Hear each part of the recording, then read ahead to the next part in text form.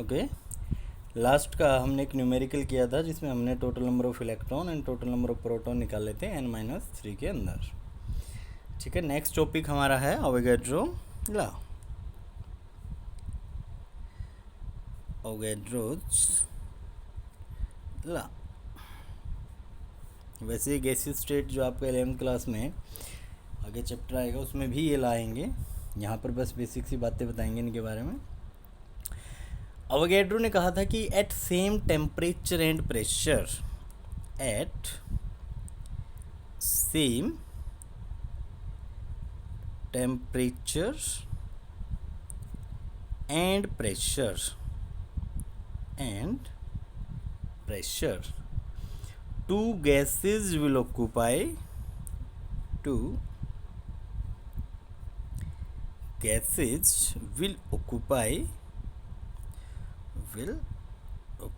इसका मतलब है कि जब टेम्परेचर और प्रेशर सेम हो तो दो gas will occupy same volume.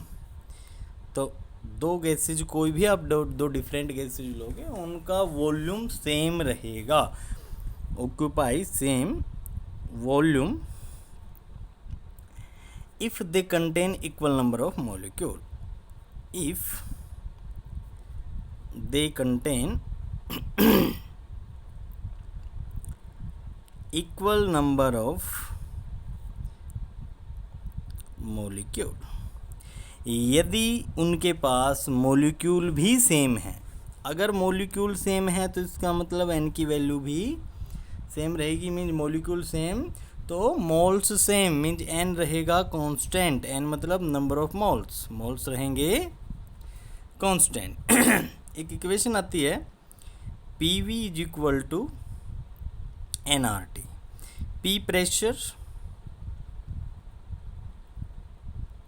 आगे पढ़ोगे ये इक्वेशन डिटेल में। V volume, n number of moles, R gas constant, T temperature.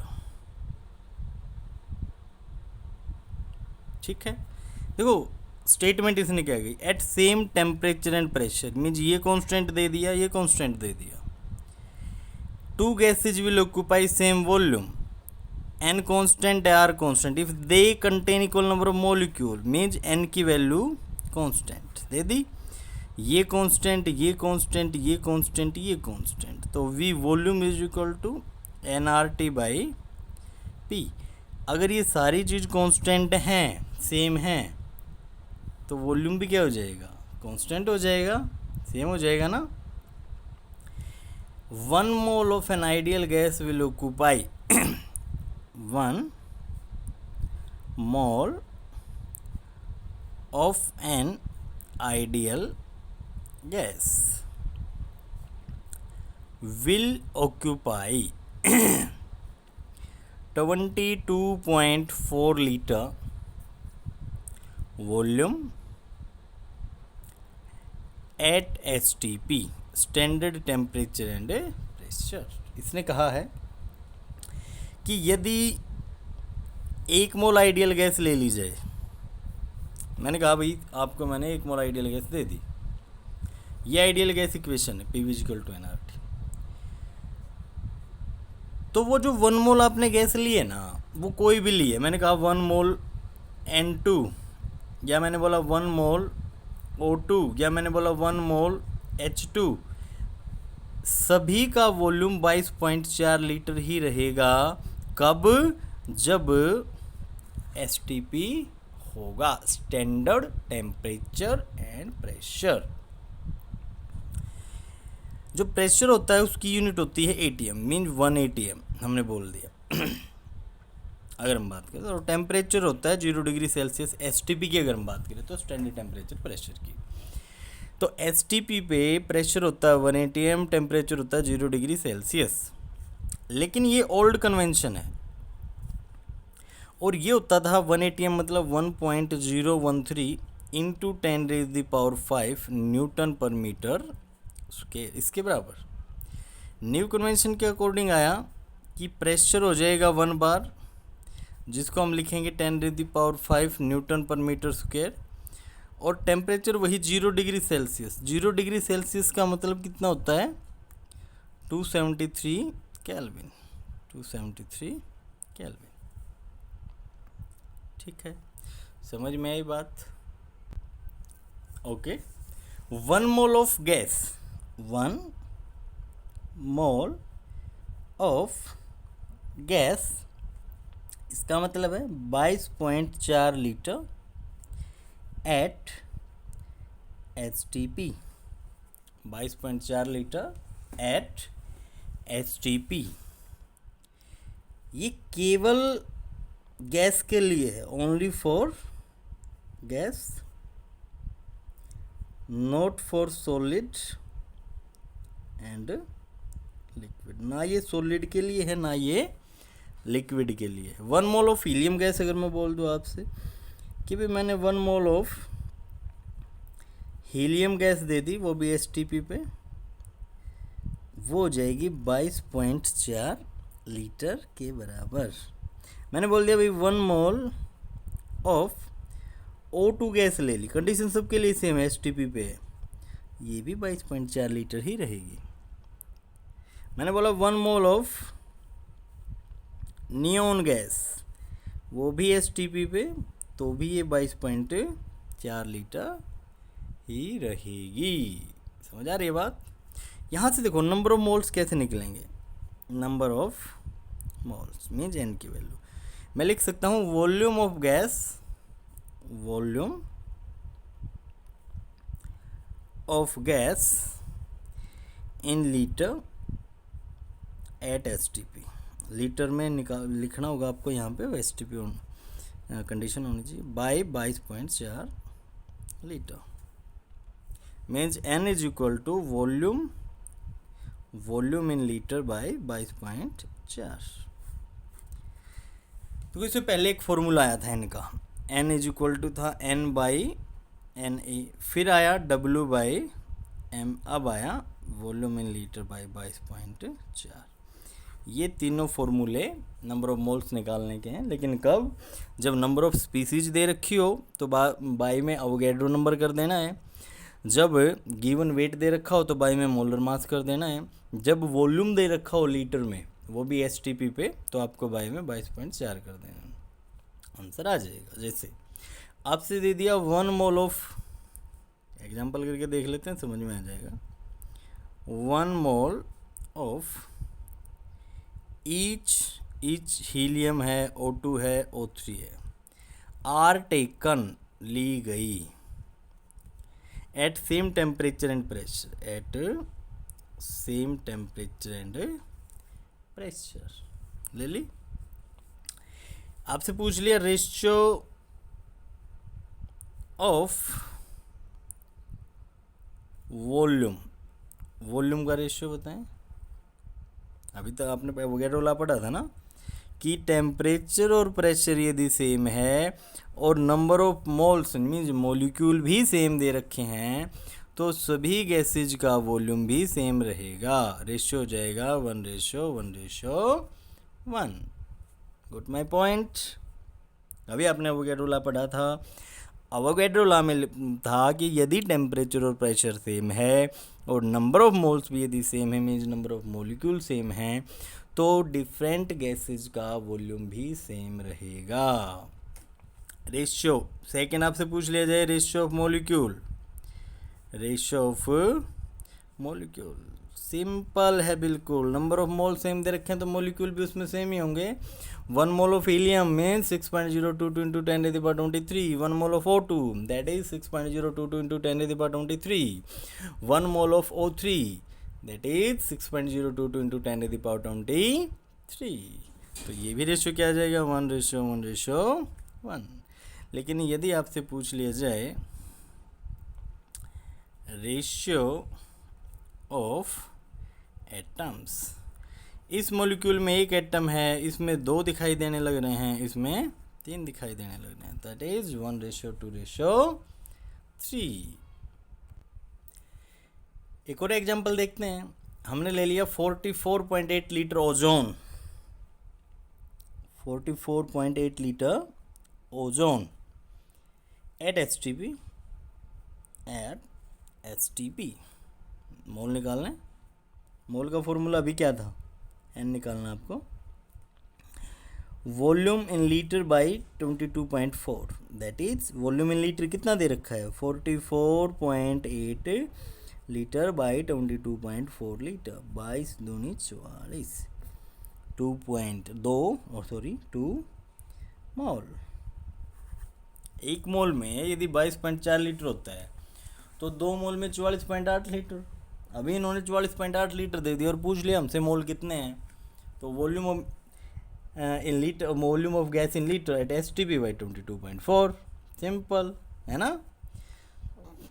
Mass of sample कितना हो जाएगा बताएं, मास ऑफ सैंपल, सैंपल का मोलर मास कितना है O3 का 1648 48 है ना। ये तो 1 मोल का है, आए हमारे पास 2 मोल हैं, तो 2 into 48 that is 96 gram.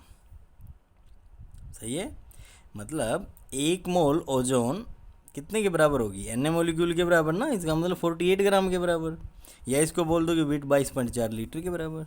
Gas है, लीटर में कन्वर्ट कर सकते हैं उसको। Number of oxygen molecule, sorry O3 molecule, see number of O3 molecule कितने हो जाएंगे, O3 मोलिक्यूल 2Na के बराबर हो जाएंगे ना। 44 गिवन सैंपल का मास कितना है, इतना, मीन नंबर ऑफ मोल्स निकाल देना, 2 मोल निकल के, 2 मोल का मतलब 2Na, 2 मोल का मतलब तो यही होगा ना, 2 into 6.02 2 into 10⁻23।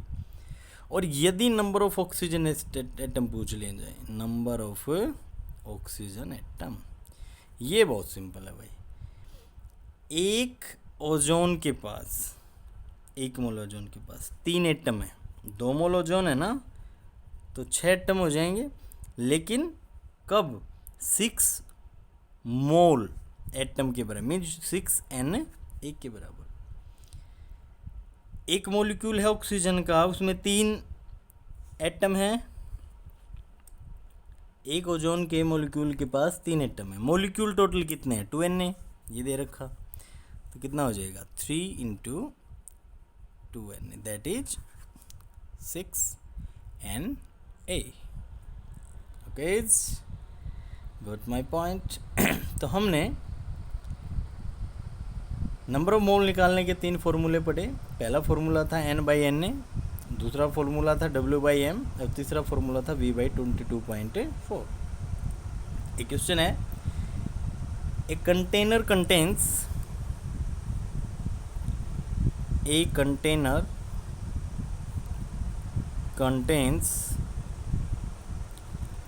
12.044 into 10⁻24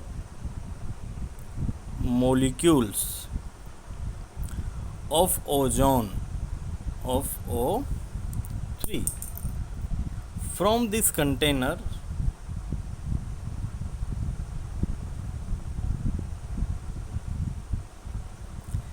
(96 grams) ozone is removed. इस कंटेनर से 96 ग्राम ओजोन को रिमूव कर दिया गया। 96 ग्राम ओजोन यदि इसमें से रिमूव कर दी जाए तो आपको बताना है रिमेनिंग मोलिक्यूल।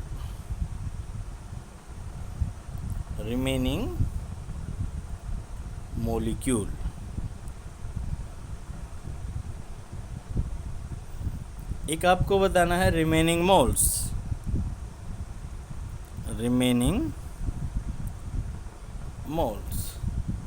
एक आपको बताना है remaining mass,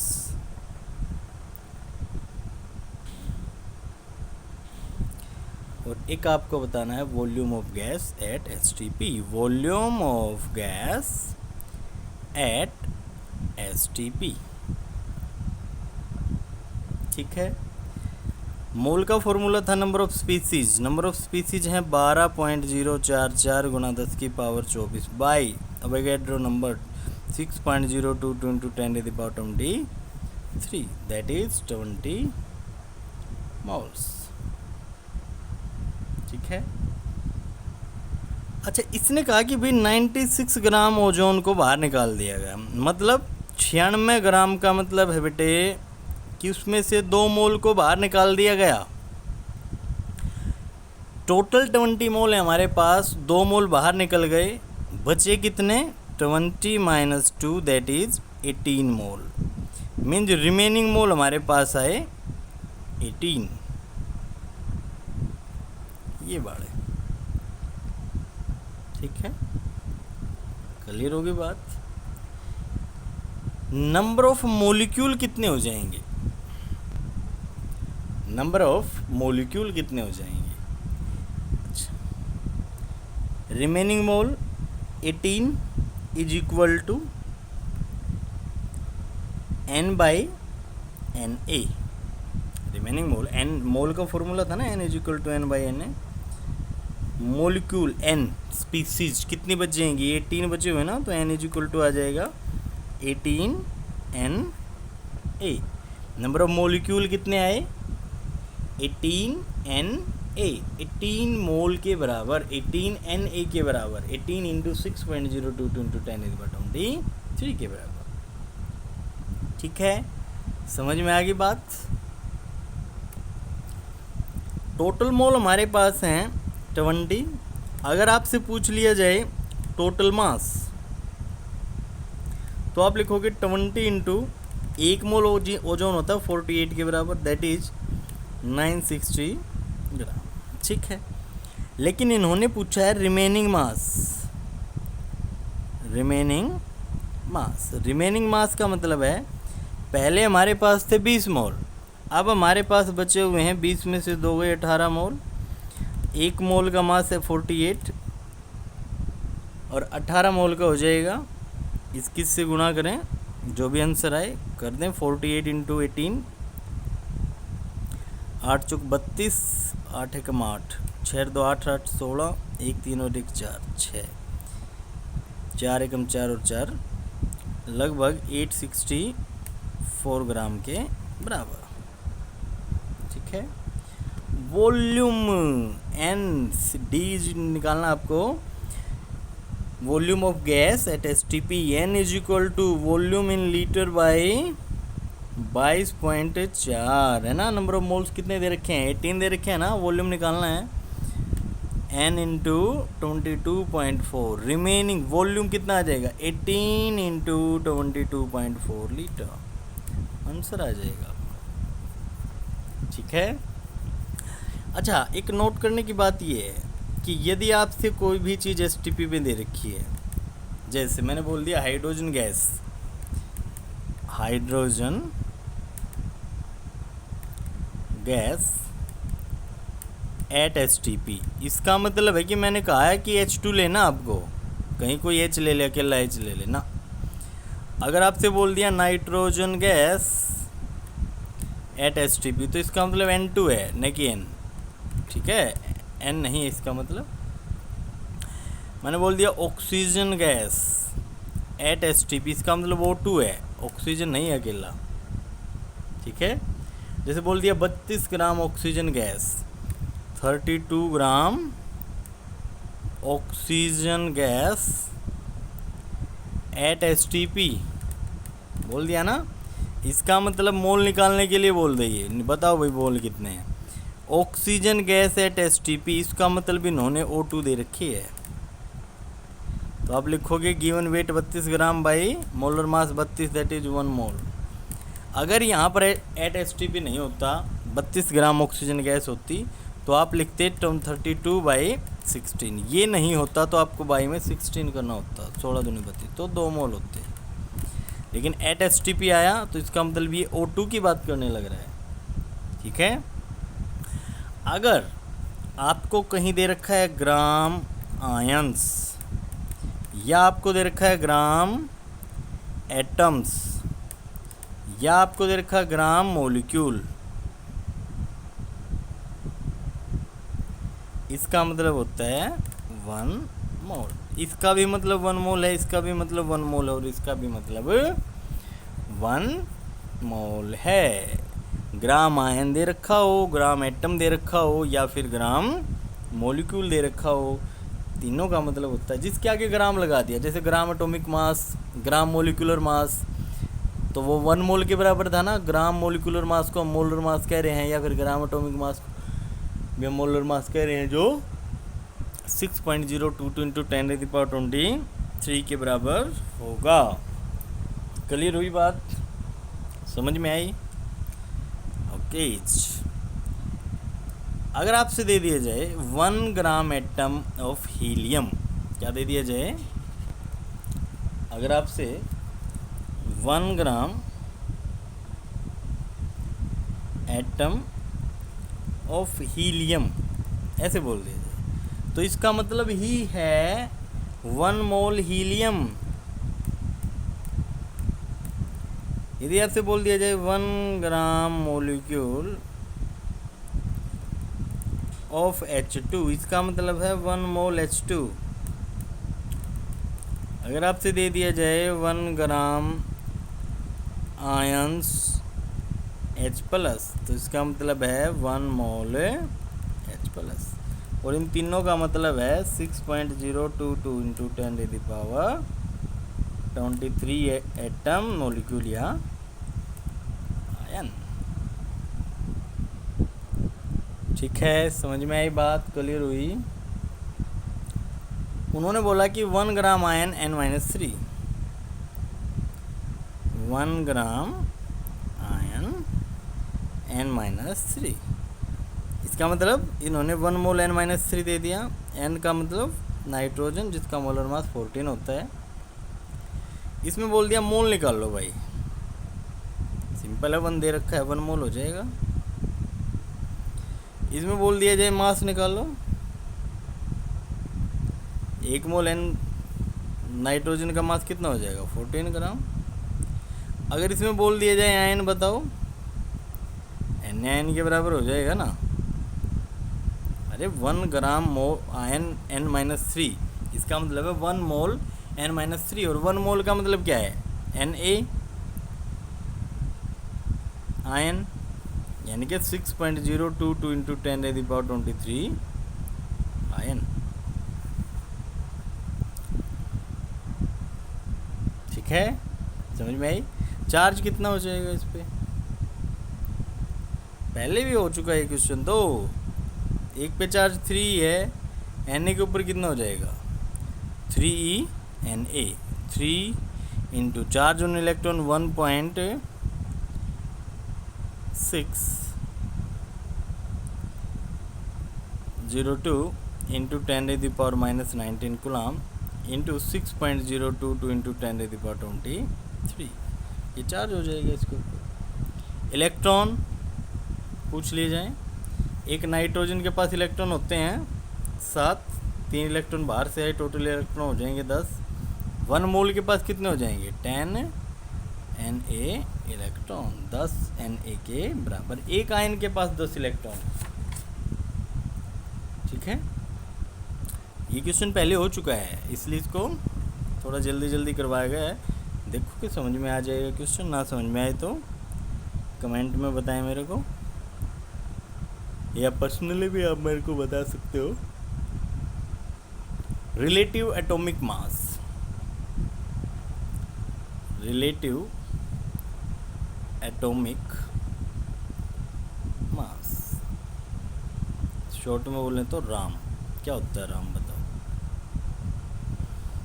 it is mass of 1 atom.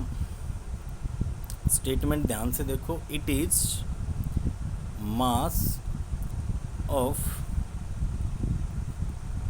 1 atom of element with respect to 1/12 mass of 1 atom of carbon 12 isotopes.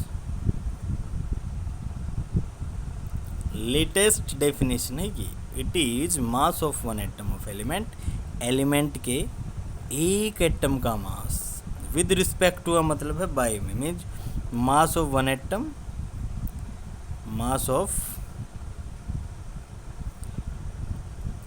One atom by 1/12 the mass of one atom of carbon 12, इसका इतना ही तो होता है ना। और एक एटम का मास होता है XAMU, 12 गुणा में 1/12, इसको कैसे कर लो 12 AMU, AMU से AMU का 12 से 12 का ये x के बराबर आ जाएगा। रिलेटिव एटॉमिक मास की कोई यूनिट नहीं होती, ये यूनिटलेस होता है, ठीक है। यही नंबर ऑफ न्यूक्लियॉन्स के बराबर हो जाएगा और इसी को मास नंबर भी बोलेंगे। अगर मैं आपसे बोल लूँ अभी क्या आपसे दे दिया हीलियम 24, रिलेटिव एटॉमिक मास बताएं।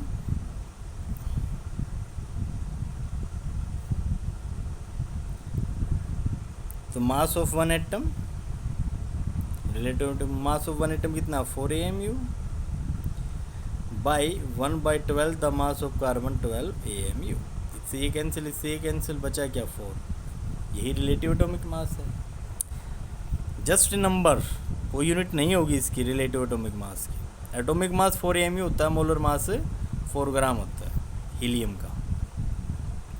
एक ओल्ड कन्वेंशन भी है जिसमें ये बोला गया है कि mass of one atom of element with respect to mass of one atom of hydrogen, hydrogen के एक एटम के मास के बराबर, with respect to 1/1 the mass of one atom of hydrogen, hydrogen के एक के बराबर।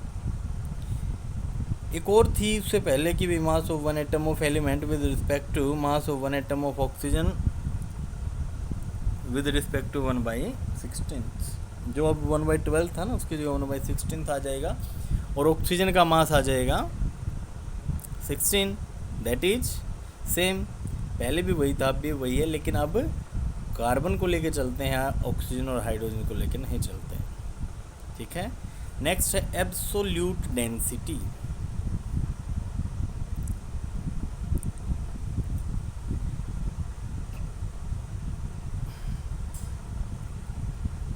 अच्छा, डेंसिटी होती है मास बाय वॉल्यूम, और relative density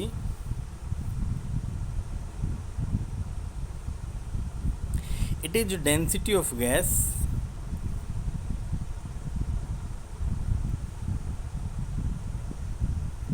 with respect to reference gas. Relative density is equal to density of gas with respect to density of reference gas. Density directly proportional to होती है, देखो यहाँ density directly proportional to mass के है। यदि आप volume को constant लेके चलो, टेम्परेचर और प्रेशर यदि कांस्टेंट रहेगा तो वॉल्यूम भी कांस्टेंट होगा, वोगैड्रो लॉ में आपने पढ़ा है। तब density directly proportional to molar mass की हो जाएगी, मोलर मास के। और डेंसिटी अगर मोलर मास के डायरेक्टली प्रोपोर्शनल हो जाएगी तो हम डेंसिटी की जगह मोलर मास भी तो रख सकते हैं ना। तो हम लिख सकते हैं mass of gas, molar mass of gas by molar mass of reference gas, ये भी तो लिख सकते हैं ना, molar mass of gas with respect to molar mass of reference gas. जैसे अगर आपसे बोल दिया जाए calculate density of SO3 gas, calculate density of SO3 gas with respect to methane, with respect to methane, methane CH4, इसके respect में पूछ लिया जाए, मीन्स RD निकलवाई आपसे SO3 की, तो आप लिखोगे density of SO3 by density of CH4। Density तो अब हमें पता नहीं ना, उसकी जगह मोलर मास रख सकते हैं, means molar mass of SO3 by molar mass of CH4 that is molar mass of SO3 80 by CH4 16 that is 5/1। ये यूनिट लेस रहेगी। अगर आपसे रिलेटिव डेंसिटी SO3 की पूछ ली जाए मीथेन के कंपैरिजन में तो आप कहोगे वो 5 है। ठीक है। डेंसिटी ऑफ SOX आपसे पूछ लिया जाए, density of SOX is 2 with respect to O2 के रिस्पेक्ट में फाइंड वैल्यू ऑफ x की वैल्यू बतानी है बेटे, इसे x की वैल्यू। तो आप क्या लिखोगे, रिलेटिव डेंसिटी दे रखी है दो, मास ऑफ SOX का मास कितना हो जाएगा 64, SOX सल्फर 32 गुणा प्लस 16x, ये ऐसे हो जाएगा ना, 32 plus 16x 32 plus 16x by में था ऑक्सीजन O2 16 दूनी 32, इसको इधर लेके आओ, 32 दूनी 64, 64 is equal to 32 plus 16x, इसको इधर लेके जाओ, 16x इज इक्वल टू 32, 16 दूनी 32, x इज इक्वल टू आ जाएगा 2। आंसर ये SOX की जगह पे क्या आ जाएगा SO2। Got my point, very good. आज के लिए इतना ही करते हैं, कल इससे नेक्स्ट करेंगे। और आई थिंक कि मैंने थोड़ा जल्दी में करवाया, लेकिन आपको थोड़ा सा तो जल्दी चलना पड़ेगा, नहीं तो सिलेबस भी पूरा नहीं होगा।